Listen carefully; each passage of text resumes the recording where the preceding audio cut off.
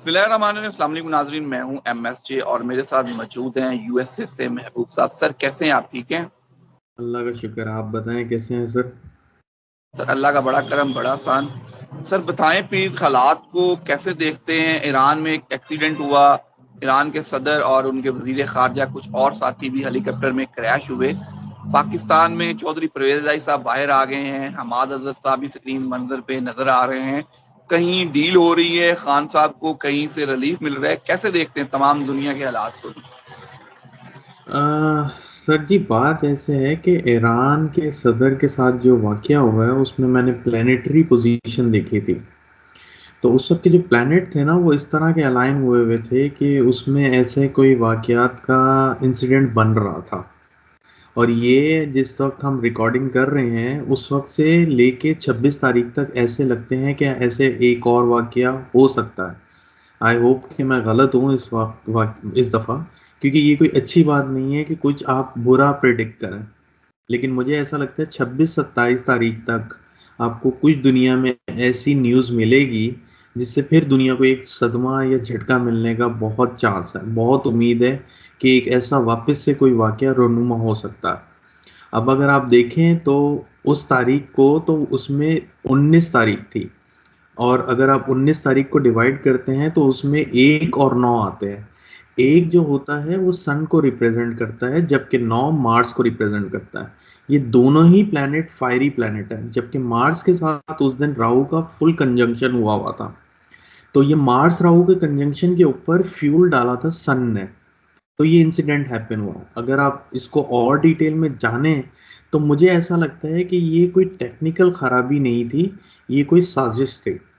ठीक है, और ये साजिश थोड़े टाइम के बाद, शायद थोड़े टाइम के बाद नजर आए, मंजर आम पर आए, लेकिन मुझे लगता है इसमें टाइम लगेगा, क्योंकि ये साजिश ऐसे सामने नहीं आएगी।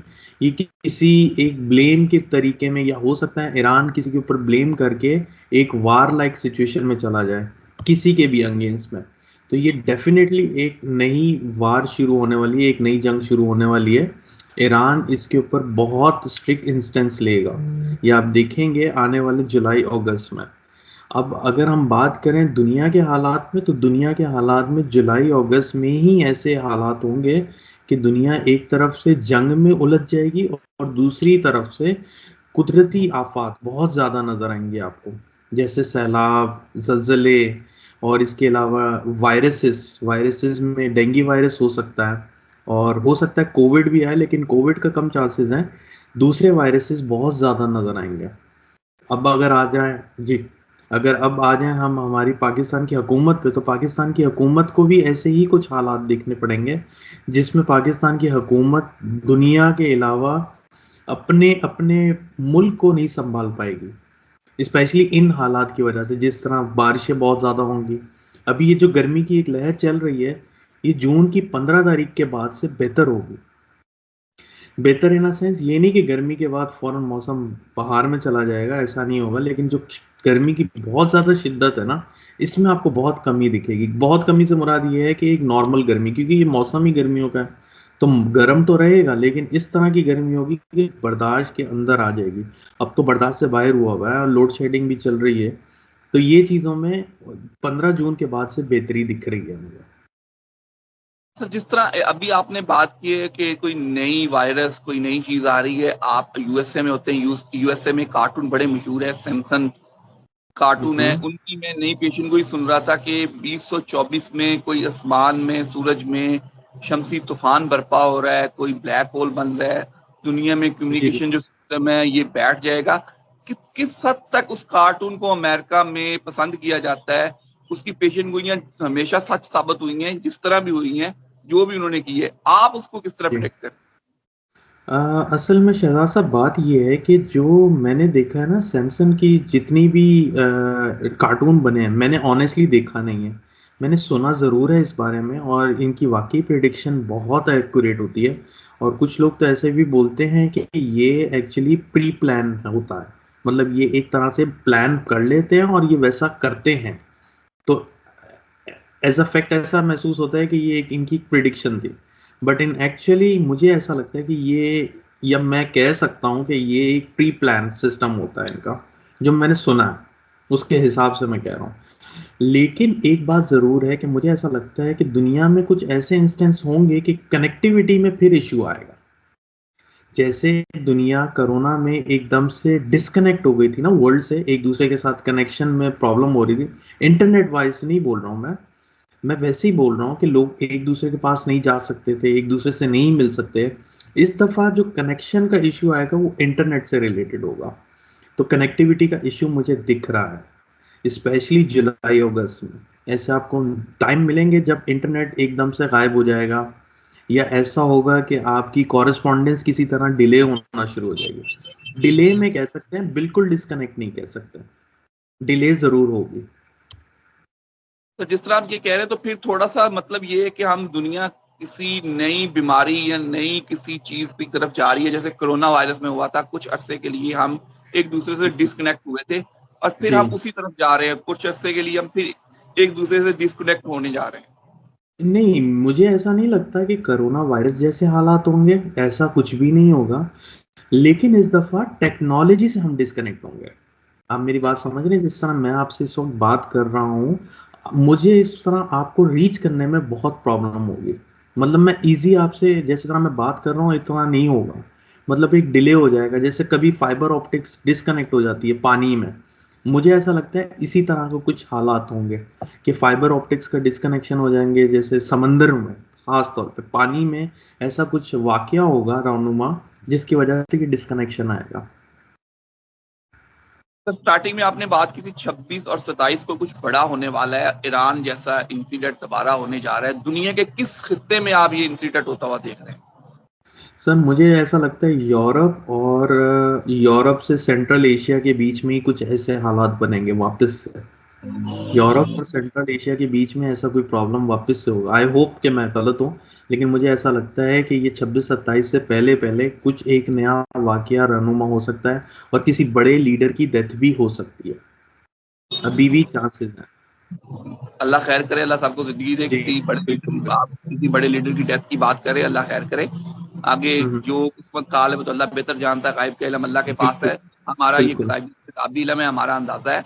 तो सर जी। कुछ थोड़ा सा अगर बात कर ले, चौधरी परवेज लाई साहब बाहर आए हैं, हमाद अजहर हम्म, साहब भी मंत्री आम पर आए हैं।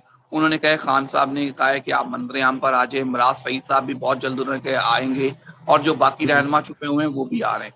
क्या लगता नहीं है कि अब यास्मीन राशिद, उमर सरफराज चीमा, महमूद और रशीद, एजाज चौधरी और जो दूसरे रहनुमा जेल में हैं वो भी बाहर आते हुए नजर आ रहे हैं, और इमरान खान साहब का जो साइफर केस है उससे भी उन्हें रिलीफ मिलता हुआ नजर आ रहा है?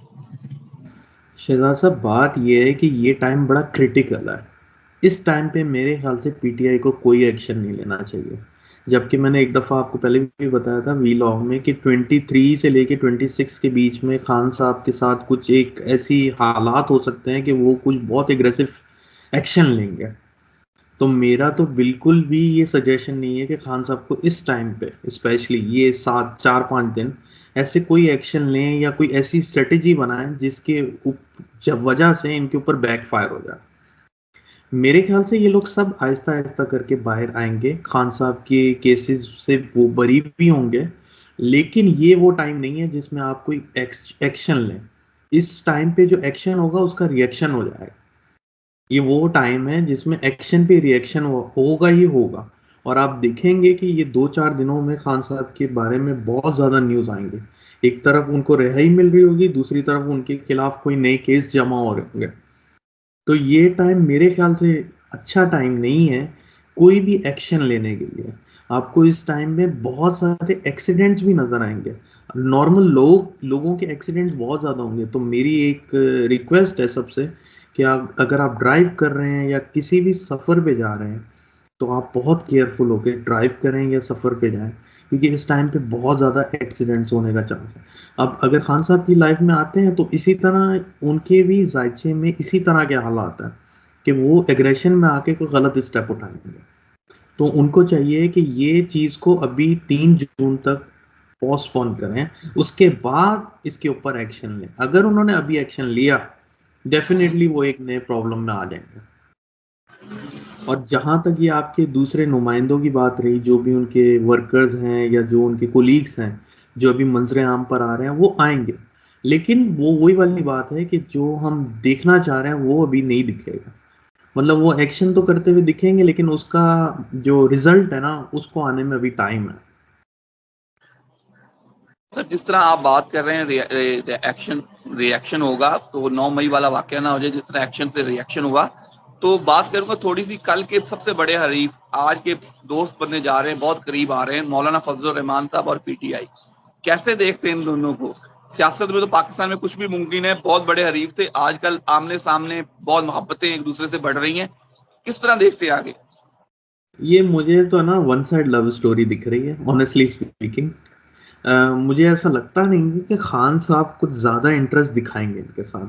डेफिनेटली ये पॉलिटिक्स का गेम है, तो इसमें कुछ ना कुछ तो पॉलिटिक्स इन्वॉल्व है, लेकिन मुझे इनका कोई फ्यूचर ब्राइट नहीं दिखता। ये कुछ कुछ छोटे से अरसे के लिए आए हुए होंगे, एंड डेफिनेटली खान साहब को अभी इनकी ज़्यादा ज़रूरत नहीं है। इनकी ज़रूरत थी पिछले साल में जब खान साहब अकेले थे, अब इनको इनकी ज़रूरत नहीं है। तो वो बोलते हैं ना कि जब उभरता सूरज होता है तो सब उसके साथ फॉलो करते हैं उसको। तो ये अब वो वाली मिसाल है कि वो जो मौलाना साहब हैं वो इमरान खान साहब को फॉलो कर रहा है। इमरान खान साहब इनके साथ नहीं जा रहे हैं, वो उनको फॉलो कर रहे हैं। तो ये एक्चुअल स्टोरी है अंदर की। Sir thank you so much. And पे कोई मैसेज हो तो जरूर शेयर कीजिएगा। एंड में मैसेज यही है कि वैसे एस्ट्रोलॉजिकल दो साइन बड़े अच्छे होते हैं, एक लियो और एक कैंसर। ये दो वो असेंडेंट हैं जिनके जो प्लैनेट है ना आप आसमान में देख सकते हैं। और ये जो प्लैनेट है, एक है सन और एक है मून। तो अगर आप अपने पेरेंट्स के साथ अच्छे हो जाएंगे ना तो आपके ये दो बन गए, लियो और कैंसर। वैसे तो सबको ही होना चाहिए, ऐसी बात नहीं है। अगर ये इन लोगों को अपनी जिंदगी में अरूज पे जाना है तो लियो और कैंसर वाले अपने माँ बाप के साथ बहुत अच्छा सलूक करें तो ये बहुत ऊपर तरक्की पा सकता है, और ये बहुत ऊपर जा सकता है। तो ऐसे जो भी असेंडेंट हैं इनको चाहिए कि अपने माँ बाप की खिदमत करें। वैसे तो मेरा यही पैगाम है कि सबको करनी चाहिए और ये हमारा फर्ज भी है। लेकिन ये दो ऐसे प्लैनेट हैं, ये दो असेंडेंट हैं जिनके प्लैनेट आप खुद देख सकते हैं आसमान में। इसके अलावा आपको आसमान में कोई प्लैनेट नहीं दिखेगा, मार्स जुपिटर मर्क्यूरी इनमें से कुछ प्लैनेट आपको नहीं नजर आए। ये दो प्लैनेट को आप देख सकते हैं, और बज़ाहिर भी आप अपने माँ बाप को देख सकते हैं। तो मेरा यही पैगाम है कि आप लोग अपने माँ बाप की ज़रूर खिदमत करें, इससे बहुत आपके फ़र्क आएंगे, आपके कर्म बहुत अच्छे हो जाएंगे।